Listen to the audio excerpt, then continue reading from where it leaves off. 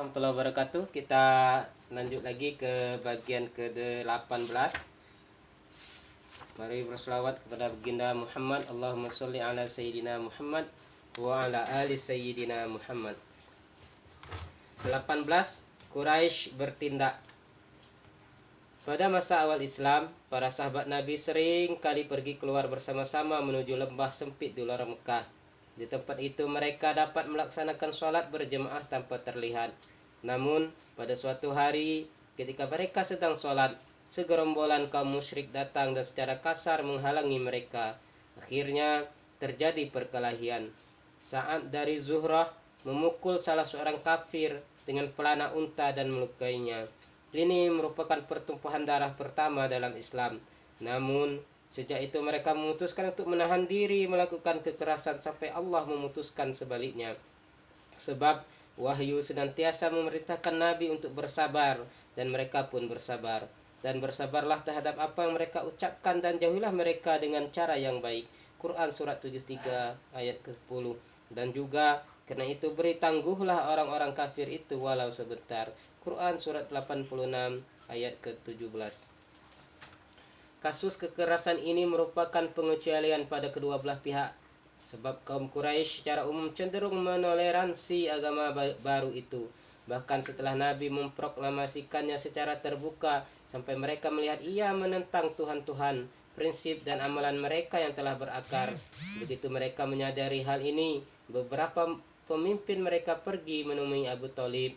Mereka mengusulkan agar ia menghentikan aktivitas keponakannya itu, dan Abu Thalib setuju. Namun ketika melihat ia tidak melakukan apapun, tokoh-tokoh Quraisy tadi mendatanginya lagi dan berkata, "Hai Abu Thalib, engkau telah memiliki kedudukan tinggi dan terhormat di kalangan kami, dan kami telah memintamu untuk mencegah putra saudaramu itu, tapi engkau tidak melakukannya. Demi Tuhan, kami tidak rela ayah kami dihina, cara kami diolok-olok, dan Tuhan-Tuhan kami dicaci maki. Suruhlah ia berhenti, atau kami akan memerangi kalian berdua." Mereka kemudian meninggalkannya. Dengan berat hati, Abu Thalib mengirim pesan kepada keponakannya itu. Setelah memberitahukan ancaman Quraisy, ia berkata, "Wahai putra saudaraku, janganlah engkau bebankan kepadaku apa yang aku tak sanggup menanggungnya." Nabi menjawab, "Aku bersumpah demi Tuhan, sekalipun mereka meletakkan matahari di tangan kananku dan bulan di tangan kiriku, aku tidak akan meninggalkan dakwah ini sebelum Allah memenangkannya atau aku terbunuh karenanya."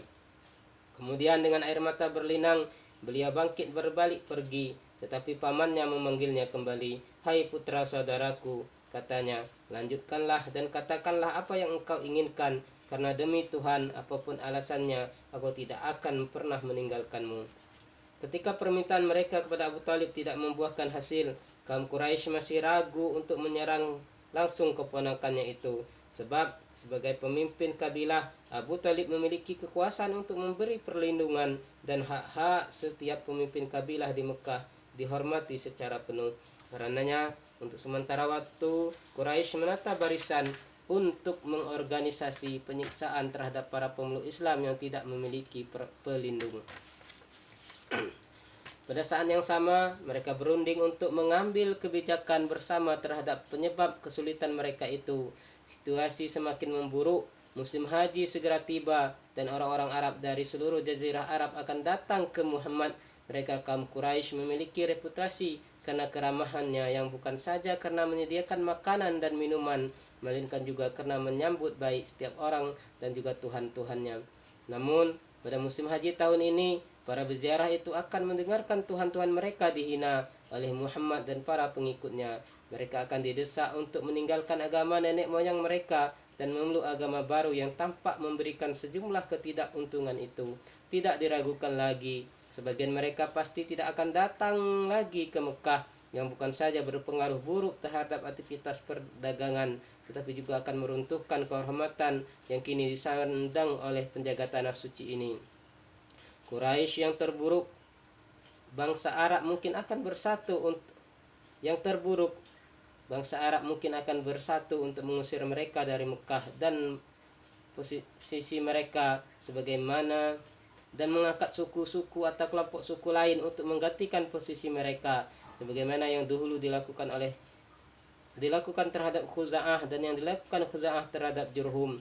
Maka tidak boleh tidak mereka memberitahu para peziarah tersebut bahwa Muhammad tidak mewakili kaum Quraisy. Namun meskipun mudah untuk menyangkal kenabiannya, hal itu sekedar pernyataan pendapat dan secara tidak langsung justru menarik orang-orang untuk mendengarkan dakwah Nabi, dan berarti memberi mereka kesempatan untuk memutuskannya sendiri.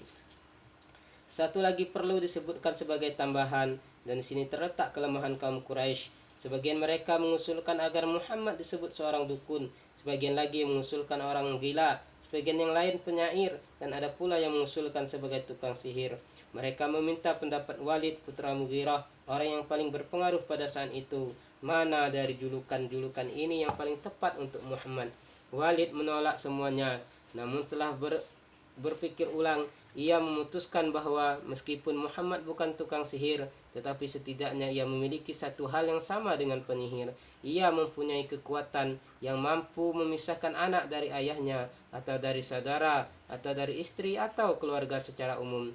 Karena itu Walid menganjurkan mereka untuk menyebarkan tuduhan bahwa Muhammad adalah tukang sihir yang berbahaya. Setelah setuju untuk mengikuti nasihat Walid, mereka memutuskan bahwa di luar kota, di sepanjang jalan menuju Mekah, harus ada penjaga. Para peziarah mesti diberi peringatan untuk waspada terhadap Muhammad, karena mereka benar-benar tahu berdasarkan pengalaman bagaimana beliau begitu memikat hati orang yang melihatnya.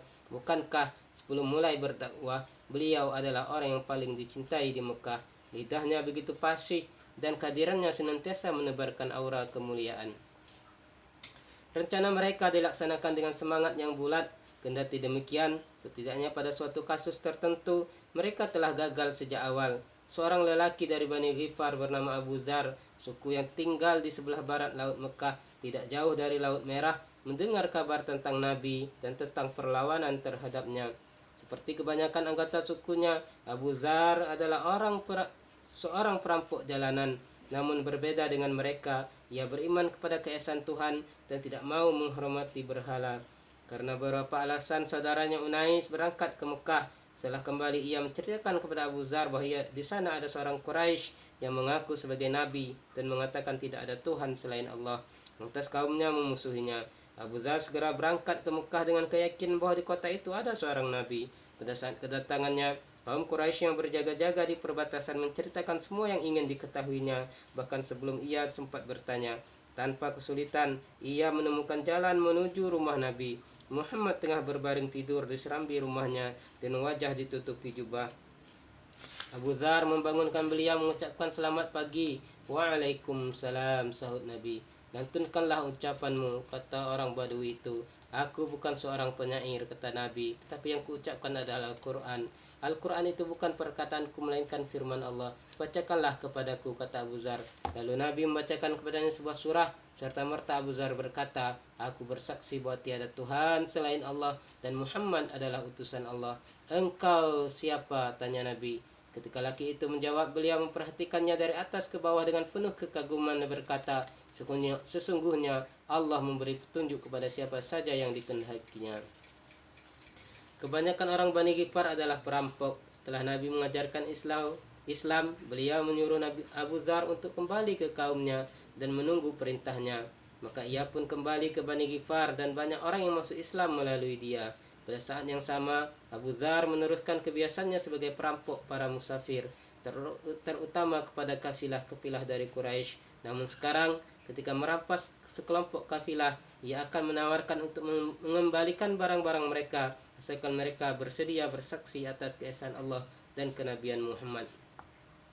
Pertemuan lain dengan Nabi juga menyebabkan keislaman Bani Daus, yang seperti halnya Ghifar, merupakan sebuah suku di pinggiran sebelah barat.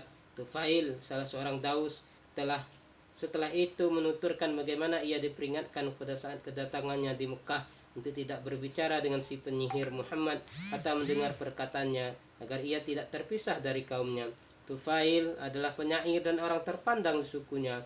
Karenanya Quraisy memperingatkan dia dengan keras. Ia pun khawatir akan tertarik kepada Muhammad, sehingga sebelum memasuki masjid ia menyumbat telinganya dengan bahan katun. Nabi sedang berada di sana, baru saja sholat, Seperti biasanya di antara pojok Yamani dan Hajar Aswad menghadap ke arah Yerusalem di sudut Ka'bah sebelah tenggara. Beliau melantunkan ayat-ayat Al-Quran dengan pelan, tetapi bacaan itu menembus telinga Tufail. Allah tidak akan melakukannya. Allah tidak akan melakukannya, katanya. Tetapi dia ingin aku mendengar sesuatu yang dibacakan oleh orang tersebut.